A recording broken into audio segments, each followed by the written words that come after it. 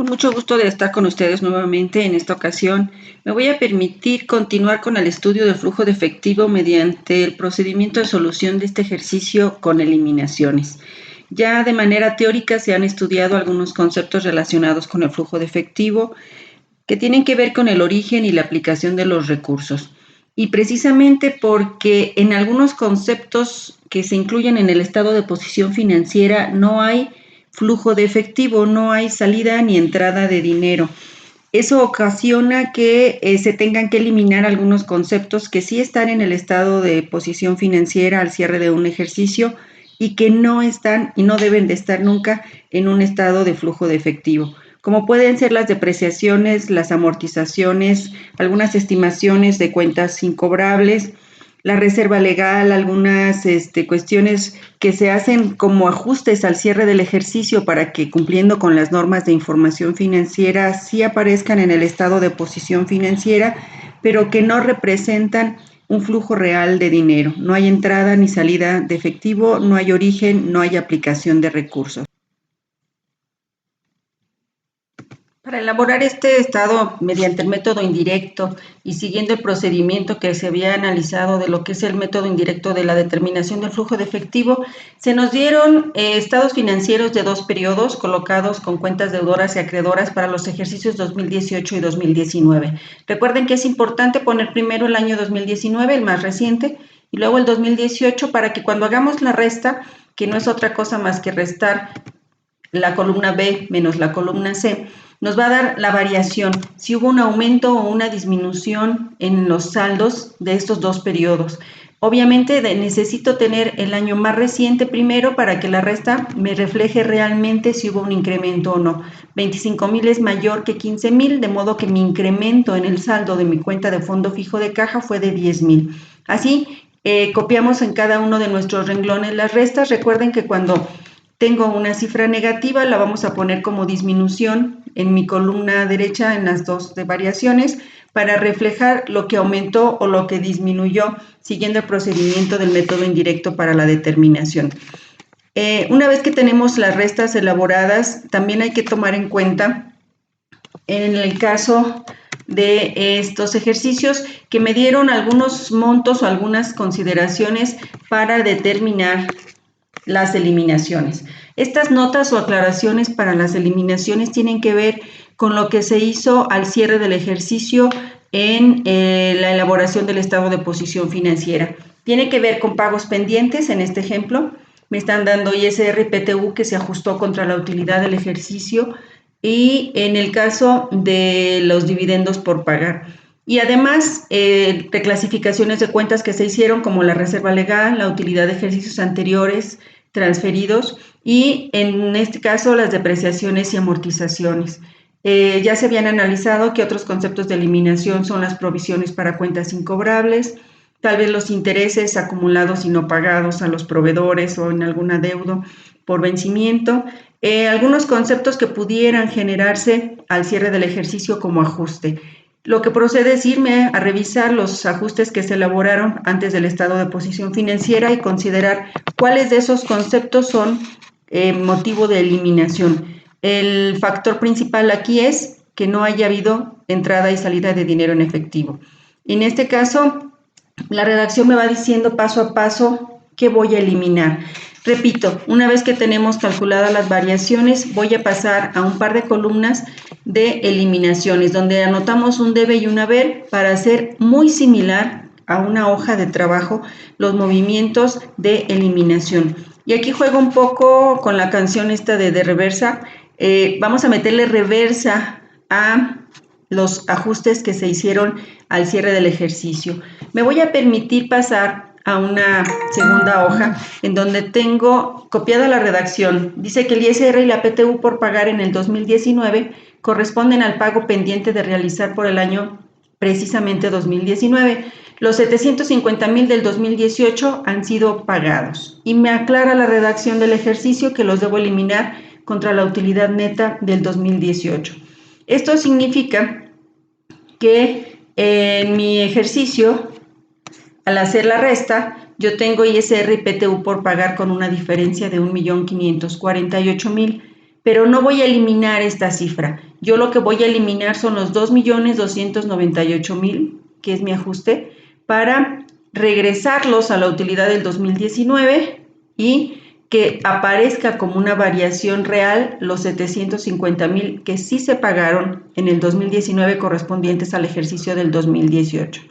El ajuste original, y traté de copiarlo aquí, debió haber sido la utilidad neta del 2019 cargado y abonado al ISR y la PTU por pagar. Cuando yo hago una reversa, cuando yo deshago este ajuste, debería de hacer lo contrario exactamente. La eliminación va a ser cargar al ISR y la PTU por pagar los 2.298.000, abonándolos para regresarlos, por llamarlo así, a la utilidad neta del 2019. En este ejemplo, entonces, mi ajuste o mi eliminación aquí debe ser cargar al ISR y la PTU por pagar los 2.298.000, que es el monto correspondiente al 2019, y devolverlo abonándolo a la utilidad neta del 2019.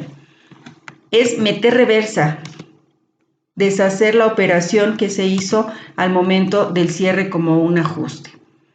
Si me voy al renglón de las eliminaciones nuevamente, me dice el segundo concepto que de igual manera los dividendos por pagar del 2019 corresponden al pago pendiente del 2018 que se pagaron durante el 2019. Nuevamente voy a irme a buscar los movimientos. Dividendos por pagar tiene 600.000 como saldo en el 2019. La diferencia aparece como 150.000. En realidad, lo que yo debo ajustar es 600.000. Los 450.000 del año anterior sí se pagaron durante el 2019 y lo que está registrado con un ajuste como pago pendiente son 600.000. Si yo pienso en el ajuste original, debió cargarse a la utilidad neta del 2019 600.000 y se debieron abonar 600.000 a dividendos por pagar como un ajuste al 31 de diciembre del 2019. De modo entonces que estos dividendos por pagar se cargan y se abonan a la utilidad neta del 2019. Es regresarlo, cambiar el orden de estas dos cuentas para poder hacer la eliminación. Entonces, dividendos por pagar, voy a registrar como cargo lo que en un momento se abonó con el número 2 y nuevamente voy a hacer un abono a la cuenta de utilidad neta del 2019. Igual que en la hoja de trabajo, yo voy a ir llevando un registro del número de la operación que realizo y sumando renglones en blancos cuando sea necesario para poder hacer la eliminación en cada uno de los conceptos. En el caso del número 3 dice que la reserva legal se ajustó contra resultado de ejercicios anteriores. Este ajuste en su momento debió corresponder a un cargo a utilidad de ejercicios anteriores con un abono a reserva legal y el monto lo voy a determinar ahora sí por la diferencia. Si yo hago una resta en mi reserva legal, la reserva legal se incrementó en 115.000 y la redacción me está diciendo que la procedencia fue de la utilidad de ejercicios anteriores. De modo entonces que necesita para cancelarse cargar a la utilidad, a la reserva legal, va a ser el número 3, y abonar a la utilidad de ejercicios anteriores. Este saldo ya no se tomó del resultado del 2019, este resultado corresponde a años anteriores. De modo entonces que debo hacer el ajuste de esta manera. Cuando pensamos en el número 4, dice que la utilidad del 2018 se ajustó contra la utilidad de ejercicios anteriores. Esa utilidad de ejercicios anteriores en su movimiento se cargó por 2.415.000 a la utilidad neta del 2018 y se abonó a la utilidad de ejercicios anteriores. Perdón, aquí tengo un error. Utilidad de ejercicios anteriores. Abonando. De modo que entonces, al hacerlo a la inversa, se debe cargar la utilidad de ejercicios anteriores y abonar a la utilidad neta del 2018 como para regresar el ajuste que se había hecho originalmente y eliminarlo. Vamos a ver que el efecto al final va a ser que tengamos en ceros esas cuentas con sus movimientos que corresponden a operaciones de reclasificación y que no tenían movimiento de efectivo de entrada y salida de dinero. Este sería mi movimiento número 4. Para el caso del número 5 nos dice que las depreciaciones y amortizaciones debemos eliminarlas contra el resultado del 2019. Si recordamos, cuando se hace el registro de un movimiento de depreciación, de esa reserva, esa separación que se hace de las utilidades, se carga a gastos correspondiendo cada tipo de movimiento, voy a suponer aquí gastos de venta, y abonando a depreciación acumulada de edificios, de equipo de transporte, y en el tercer caso, de los gastos de instalación, abonando amortización de gastos de instalación. Este gasto de venta, en mi estado de posición financiera, ya no existe, está reemplazado por el renglón de la utilidad neta del 2019. Entonces, cuando yo haga la inversión, la reversa de este movimiento, voy a cancelar con un cargo el abono que se hizo a la depreciación acumulada del edificio, pero esta vez voy a abonar a la utilidad neta del 2019, que es donde se refleja el efecto que tuvo el movimiento de gastos cuando hice el ajuste en el cierre del ejercicio del 2019. De modo entonces que voy a cargar las depreciaciones, las tres, en este caso 2 depreciaciones, 1 amortización. Los 3 conceptos se cargan a mi cuenta correspondiente para eliminarlo. Lo que aumentó con un abono se va a eliminar con un cargo, y los 3 movimientos los voy a transferir a la cuenta de la utilidad. Se habían sumado a gastos, ese efecto era disminuir a la utilidad neta del ejercicio, y en este ejemplo en particular pues lo vamos a devolver a la utilidad neta del 2019. Tengo ya con esto todos los movimientos registrados de eliminación. Si hubiese habido estimaciones para cuentas de cobro dudoso, si hubiese habido intereses aún no pagados pero ya acumulados, si hubiese habido algún otro concepto de reservas de capital, de provisiones, debí haberlas entonces cancelado igual, correspondiendo así al ajuste, no reflejando lo que representan entradas y salidas de dinero en efectivo. Si yo sumo o determino un total de mis columnas de debe y haber en las eliminaciones, igual que en una balanza de comprobación, debo obtener sumas iguales. Me voy a permitir hacer la suma de esta manera para que podamos verificar que tenemos sumas iguales en este ejemplo. Espero que el haberles mostrado el ajuste como correspondía en la hoja de trabajo o en el cierre del ejercicio no nos haya confundido más, sino que al contrario nos permita ver cuál era el momento del origen de estos ajustes, y entonces la eliminación de manera muy simple se hace de manera inversa. Metemos esa reversa, ese regreso de los recursos a la cuenta de donde salieron en su momento. Entonces vamos a tener ya la posibilidad de, concluyendo nuestro papel de trabajo, de darle entonces el acomodo correspondiente en su columna de origen o de aplicación a los conceptos que acabamos de ajustar. Si yo tengo el renglón de eliminaciones en blanco, voy a proceder igual que lo hicimos en ejercicios anteriores. Si tengo un aumento a una cuenta de activo, entonces eso corresponde al concepto de aplicación. Esto sería como por receta, como por fórmula. Si yo tengo un incremento a mi cuenta de activo, eso representa una aplicación. De manera inversa, si yo tengo una disminución en una cuenta de activo, entonces estoy hablando de un origen. Copiando las cifras para no equivocarme en su reproducción, tendría de esta manera mis cuentas deudoras. Algunas de origen, otras en aplicación. Y como recordarán, hablando de materia de cuentas acreedoras, sucede lo inverso. Pero aquí voy a tener entonces conceptos que sí tuvieron eliminación. Cuando sucede un aumento en una cuenta de naturaleza acreedora, significa que ese aumento está reflejado en el lado acreedor, en el abono de estas cuentas. Y si yo le hago un cargo, eso se elimina. De modo que estas dos cifras se van a restar. Si hubo un aumento y hay un cargo, entre sí se restan. Si yo tuve una disminución y le hago un cargo, entonces estaría sucediendo que aumentaría esa variación. En este caso en particular, el efecto que tiene el cargo en estas cuentas de naturaleza acreedora con aumento es de eliminación. Al restar me va a dar 0. Esto es para que no aparezca en mi flujo de efectivo, porque efectivamente no hay entrada ni salida de dinero. Si tengo una disminución en una cuenta de pasivo, eso corresponde a una aplicación, de modo entonces que en el caso de proveedores, acreedores, que no tuvieron ningún concepto de eliminación, sigo la misma regla. Me encuentro ahora con un concepto que sí tuvo una eliminación, y si se fijan, el cargo es mayor, estos 2.298.000, que el aumento que habían sufrido estas cuentas que representaban un movimiento acreedor. De modo entonces que yo sé que el efecto va a ser de una aplicación, es decir, gasté más dinero para pagar el impuesto, en este caso, que lo que estoy eliminando.